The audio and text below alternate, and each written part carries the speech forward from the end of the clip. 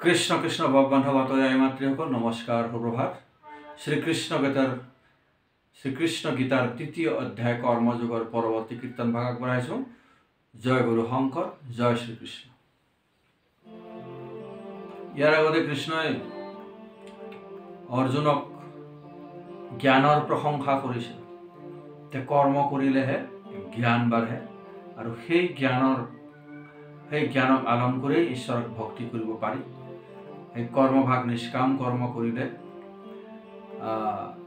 লাহে লাহে জ্ঞান বাঢ়ে, জ্ঞানৰ সৈতে ঈশ্বৰৰ প্ৰতি ভক্তি বাঢ়ে আৰু তেনেধৰণে এদিন এই আত্মাটোৱে মুক্তি পায়। এতিয়া আমি যদি খালি পঢ়ি থাকোঁ, থিয়ৰি যিটো আমি পঢ়োঁ, তাৰপিছতে সেই পঢ়াখিনি আমি আকৌ প্ৰেক্টিকেলি গ্ৰাউণ্ডত গৈ ফালে কৰিব লাগিব, অভ্যাস কৰিব লাগিব, তেতিয়া জ্ঞান আহিব। সেইটো কথাকে তেওঁক কৈছে জ্ঞানটো শ্ৰেষ্ঠ হয়, তুমি আগতে এই জ্ঞানৰ কথাটো শুনা বুলি তেওঁক সাংখ্য যোগৰ জ্ঞান দিলে। তে আত্মা বেলেগ, দেহটো বেলেগ, ঈশ্বৰ সকলোতে ব্যাপ্ত হৈ আছে, জ্ঞান যোগ শ্ৰেষ্ঠ। কিন্তু কৰ্ম কৰি আগতে বুদ্ধি শুদ্ধ কৰিব লাগিব, মনটো শুদ্ধ কৰিব লাগিব, তেতিয়াহে জ্ঞানটো আহিব। আৰু সেই জ্ঞানেৰে সেই জ্ঞানকে তুমি উত্থান কৰি মুক্তিৰ পথত অগ্ৰসৰ হ'ব পাৰিব বুলি তেওঁক কৈছে।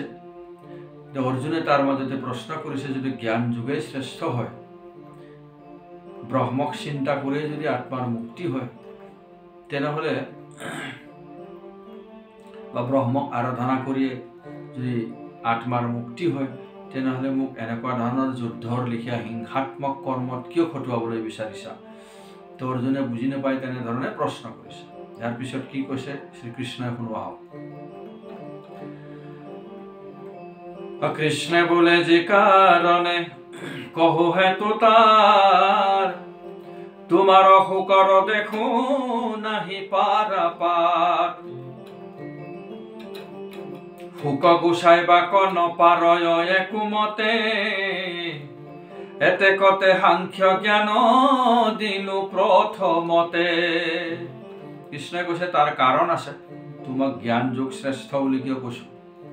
কৰ্মযোগৰ কথাহে তোমাক ক'ব লাগিছিল, কাৰণ কোনো মানুহে কৰ্ম নকৰিলে থাকিব নোৱাৰে, এটা ক্ষণো থাকিব নোৱাৰে। সেইকাৰণে তোমাক আগতে কৰ্মযোগৰ জ্ঞানটোহে মই দিব লাগিছিল, কিন্তু তোমাক সাংখ্য জ্ঞানটো সেইকাৰণে দিলোঁ, কাৰণ তুমি ইমান শোকত ব্যাকুল হৈ আছা, শোকত তুমি বিহ্বল হৈ আছা। গতিকে তোমাক দেহটো, আত্মা আৰু পৰমাত্মাৰ বিষয়ে জ্ঞানটো দিবলগীয়া হ'ল। অস্থায়ী শৰীৰটোৰ কাৰণে তুমি শোক কৰি আছা, সেইকাৰণে তোমাক এই সাংখ্য জ্ঞানটো আগতে দিবলগীয়া হ'ল। আৰু জ্ঞানী অজ্ঞানী যিমান আছে এই সংসাৰখনত, সকলোৱে কৰ্ম কৰিবই লাগিব।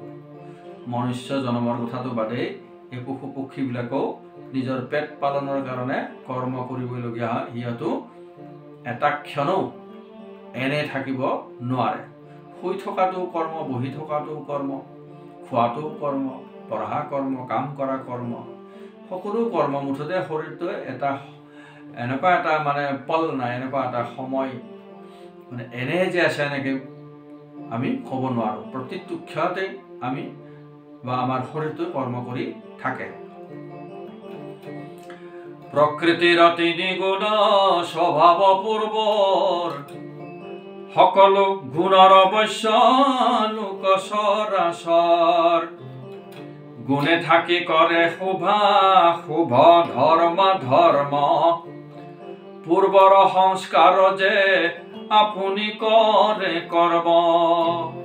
আৰু কৈছে প্ৰকৃতিৰ তিনি গুণ, প্ৰকৃতিৰ তিনিটা গুণ আছে আমাৰ শৰীৰটোত। শৰীৰটোকে যদি আমি ব্ৰহ্মাণ্ড, জগত, সংসাৰ বুলি ভাবোঁ, তেনেহ'লে আমাৰ শৰীৰত বা এই ব্ৰহ্মাণ্ডখনত তিনিটা গুণ আছে। প্ৰকৃতিয়ে আমাৰ শৰীৰটো, গতিকে শৰীৰত তিনিটা গুণ, সত্য, ৰজ, তম, সাত্বিক, ৰাজসিক আৰু তামসিক তিনিটা গুণ।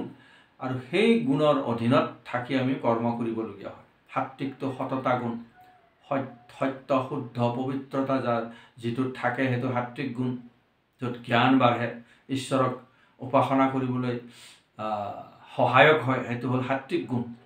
ৰাজসিক গুণটোৱেই হ'ল আকৌ মনৰ ইচ্ছা বাসনা বাঢ়ি গৈ থকা, অমুক লাগে তুমুক লাগে, অমুক খাম তুমুক খাম, মনে সৃষ্টি কৰিয়েই থাকে আৰু সেইমতে কৰ্মও কৰিবলগীয়া হয় সৃষ্টি কৰে।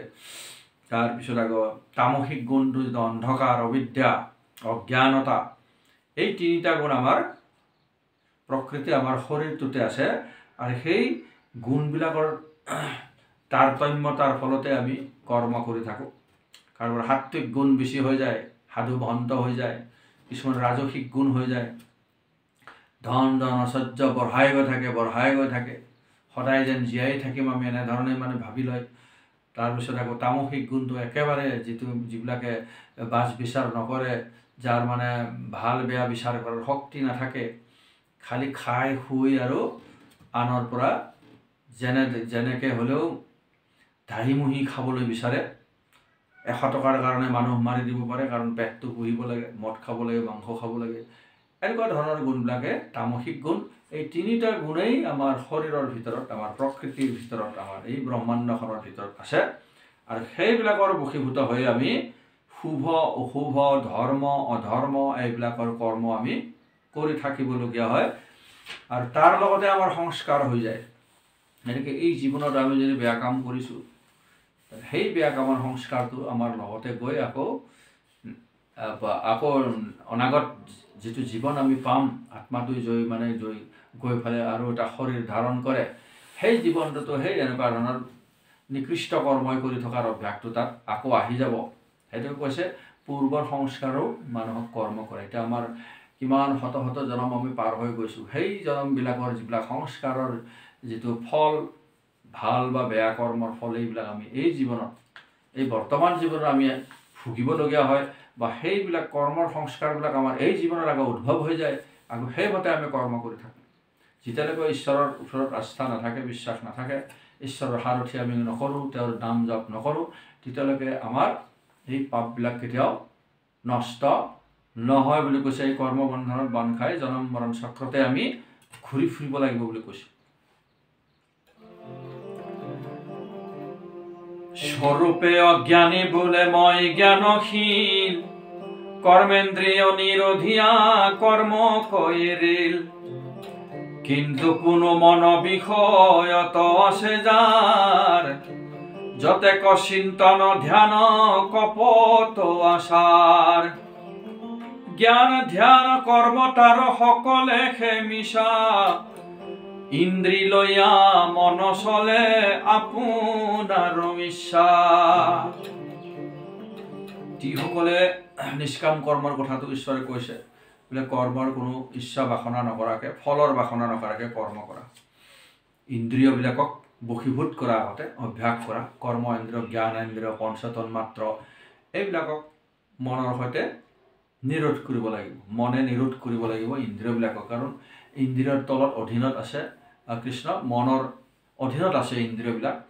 গতিকে সেই মনে সেই ইন্দ্ৰিয়বিলাকক বশীভূত কৰিব লাগিব। মনক কোনে দমন কৰিব? বুদ্ধি জ্ঞান, জ্ঞানেই মনক মানে উপদেশ দি থাকে, অমুক কৰ তুমুক কৰ। মনে আকৌ কেতিয়াবা জ্ঞানৰ কথা, বুদ্ধিৰ কথা নামানে, নিজৰ ইচ্ছামতে বিষয় বাসনাত ইন্দ্ৰিয়বিলাকক লৈ লিপ্ত হৈ থাকে, মগ্ন হৈ থাকে। সেইকাৰণে কৈছে, কিছুমানে কয় বোলে মই কৰ্মটো বাদ দিলোঁ, মই জ্ঞান লাভ কৰিলোঁ, গতিকে মই কৰ্ম নকৰোঁ, কাৰণ কৰ্ম কৰিলে ফলৰ বাঞ্ছা কৰিব লাগিব।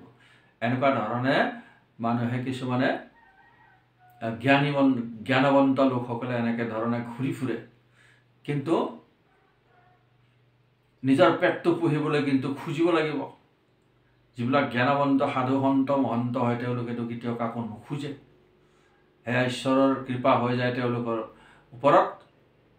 কাৰোবাক নহয় কাৰোবাক নিমিত্ত কৰি তেওঁলোকৰ জীৱনটো নিৰ্বাহ কৰাই থাকে। যিবিলাক সাধু মহন্ত ঈশ্বৰৰ আচলতে ভক্ত হয়, তেওঁলোকে কাৰো পৰা একো নোখোজে। গতিকে এই কিছুমান মানুহ আছে বা এইবিলাক সন্ন্যাসী আছে, মই সন্ন্যাসী হৈ গ'লোঁ, মই কৰ্ম আৰু নকৰোঁ। কিন্তু আগতে কৈছে কৰ্ম নকৰিলে কেতিয়াও জ্ঞান নাহে। যদি খেতিৰ কৰ্মটো কৰাই নাই আমি, তেতিয়াহ'লে আমাৰ জ্ঞান কেনেকৈ আহিব?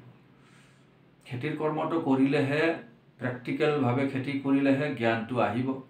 তাৰপিছত ঈশ্বৰ চিন্তন কৰি যদি ভাবিলে বোলে সেই খেতি কৰিলেতো ফলৰ বাঞ্ছা কৰিব লাগিব, গতিকে কৰ্ম আমি খেতি নকৰোঁ। এনেকুৱা ধৰণে যদি কিছুমানে ঘূৰি ফুৰে তেনেহ'লে সেইটো এটা মিছা, এইটো কি বুলি কয়, প্ৰবঞ্চক বুলি কৈছে। কিছুমানে যদি আৰু এটা উদাহৰণ দিওঁ, কিছুমানে সাত্বিক গুণটো আহৰণ কৰিছে, মই ঈশ্বৰক আৰাধনা কৰোঁ, মই সন্ন্যাসী হ'লোঁ, মাছ মাংস নাখাওঁ, তেওঁ বাদো দিছে, বাহিৰৰ পৰা তেওঁ বাদ দিছে, কিন্তু ভিতৰৰ পৰা মাছ মাংসৰ কথা তেওঁ ভাবি থাকে, খাব পালে ভালে আছিল নেকি আকৌবাৰ। এনেকুৱা ধৰণৰ তেনেকুৱা ধৰণৰ মানুহক কৈছে এইবিলাক কপট আচাৰ থকা লোক। তেনেকুৱা ধৰণৰ কেতিয়াও হ'ব নালাগে। বাহিৰৰ পৰা মনৰ পৰা সম্পূৰ্ণ যেতিয়া বাদ দিব পাৰিব, ইন্দ্ৰিয়বিলাকক বশীভূত কৰিব পাৰিব, তেতিয়াহে সেইজন মানে ঈশ্বৰৰ কৃপাৰ পাত্ৰ হয়। আমাক যে এই বিষয়বিলাকত লিপ্ত কৰা থাকে আমাৰ মনেহে কৰে, ইন্দ্ৰিয়বিলাকৰ লগত লগ লাগি। চকুৰে এটাকে ভাল দৃশ্য দেখা পালোঁ, বোলে সেইটো পাবলৈ বা সেই চুবলৈ মন যাব। কাণেৰে ভাল এটা বেয়া কথা এটা শুনিলোঁ, বোলে সেই বেয়া কথাৰ ফালে আমাৰ মনটো গুচি গ'ল।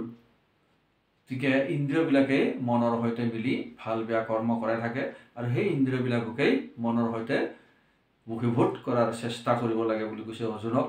তেতিয়াহে সেই ঈশ্বৰৰ কৃপা পাত্ৰ হ'ব, আৰু তেতিয়াহে কৰ্মবন্ধনৰ পৰা মুক্ত হোৱাৰ যিটো প্ৰচেছ, যিটো প্ৰথা, সেইটো আগবাঢ়ি যাব যদি অভ্যাস কৰি থাকে। ৰাম জ্ঞান ধ্যান কৰব তাৰ সকলেহে মিছা, ইন্দ্ৰিয়লয়া মন চলে আপোনাৰ ইচ্ছা। ইন্দ্ৰিয়ে মানে ইন্দ্ৰিয়বিলাকে মনটোক লৈ ইফালে সিফালে চলি থাকে। আমি মানুহক দেখুৱাওঁ সদায় যদি ধ্যান কৰি আছোঁ আধা ঘণ্টা ঈশ্বৰক এনেকৈ, কিন্তু বাকী চব বিষয় বাসনাৰ কথাবিলাক আমাৰ মূৰত আহি আছে, মগজুত আহি আছে, কিন্তু আমি এনেহে বহি আছোঁ এনেকৈ। মনটো আমাৰ ইন্দ্ৰিয়বিলাকক লৈ ইফালে সিফালে ঘূৰি আছে, ক'ত গৈছিলোঁ, কি কৈছিলোঁ, কি খাইছিলোঁ, কি খাম, কি ল'ম। ধ্যানস্থ মানুহজনৰ তেনেকুৱা ধৰণে মানে বিষয় বাসনাৰ কথাবিলাক আহি থাকে, ভাবি থাকে। তেনেকুৱা ধৰণৰ কথা কৈছে, এনেকুৱা ধৰণৰ কৰ্মৰ মানুহৰ কথা কৈছে। সেইকাৰণে কৈছে অভ্যাস কৰিব লাগিব। আজি যদি 5 মিনিট কৰিলোঁ, কালি 10 মিনিট কৰিলোঁ, তাৰপিছত 15 মিনিট কৰিলোঁ, এনেকৈ মনত যাতে আমাৰ দুৰ্বাসনাবিলাকে বাস নলয়, মাত্ৰ শ্বাস প্ৰশ্বাসত মনটো দি, শ্বাস প্ৰশ্বাসতেই হৰিনাম কৃষ্ণ বিষ্ণু এনেকৈ জপ কৰি পেলাই শ্বাস প্ৰশ্বাসতে যদি আমি কৃষ্ণৰ নামটো লৈ ধ্যান কৰিবলৈ চেষ্টা কৰোঁ, বাহিৰৰ বিষয় বাসনাৰ কথাবিলাক যাতে আমাৰ মনত নাহে তাৰ অভ্যাস কৰিব লাগিব। যদি আমি ধ্যান কৰোঁ 2 ঘণ্টামান, মানুহক দেখুৱাই কিন্তু বিষয় বাসনাৰ কথাহে চিন্তা কৰি আছোঁ, গতিকে সেইটোকে কপট আচাৰ বুলি কৈছে। আৰু তেনেধৰণৰ মানুহে কেতিয়াও ঈশ্বৰৰ কৃপা পাব নোৱাৰে বুলি কৈছে। ৰাম ঈশ্বৰক অৰ্পি কৰ্ম কৰে ফল ত্যাগ,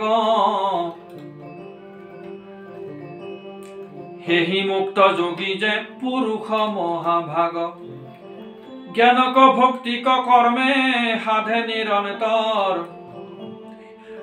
সেহি হে কাৰণে বোলে কৰ্ম শ্ৰেষ্ঠতৰ, নিত্য নৈমিত্তিক কৰ্ম অৰ্পি কৰা বীৰ, বিনা কৰ্মে নিস্তে জানা নৰসে শৰীৰ। গতিকে মনটো ইফালে সিফালে ইন্দ্ৰিয়বিলাকক লৈ ঘূৰি ফুৰে, আমাৰ ধ্যানত বা আমাৰ কৰ্মত ব্যাঘাত জন্মায়। ধৰ কিছুমান ঈশ্বৰৰ কৰ্ম মানে নিস্বাৰ্থভাৱে কৰ্ম কৰিবলৈকো ইন্দ্ৰিয়বিলাকক নিশ্চয় আমি দমন কৰিব লাগিব, তেতিয়াহে নিস্বাৰ্থভাৱে কৰ্ম কৰিম। কাৰোবাক যদি কিবা ধনৰ টোপোলা এটা দিয়া হয়, তেতিয়া যদি মনটোৱে ভাবে বা ইন্দ্ৰিয়বিলাকে ভাবে সেই নাই দিব নালাগে, তোৰ এইটো ধনখিনি দিলে দেখোন তোৰ নাইকিয়াই হৈ যাব, এনেকুৱা ধৰণে ইন্দ্ৰিয়বিলাকে আগচি ধৰে মনটো। মনে তেনেকৈ ধৰণে ইন্দ্ৰিয়বিলাকৰ বশীভূত হৈ কৰ্ম কৰিবলৈ লয়। কিন্তু যদি আমি মনটোক নিয়ন্ত্ৰণ কৰোঁ ইন্দ্ৰিয়বিলাকৰ সৈতে, তেতিয়াহ'লে নিশ্চয় নিস্বাৰ্থ কৰ্ম কৰাৰ আমি চেষ্টা কৰিলে লাহে লাহে আমি সমৰ্থ হ'ম। এই কথাটোকে ইয়াত ক'বলৈ গৈছে, ইন্দ্ৰিয়বিলাকক বশীভূত কৰা, নিস্বাৰ্থভাৱে কৰ্ম কৰাৰ চেষ্টা কৰা বুলি কৈছে। কৃষ্ণ এইখিনিতে সামৰিছোঁ। পৰৱৰ্তী অংশ আগলৈ পঢ়াম। জয় গুৰু।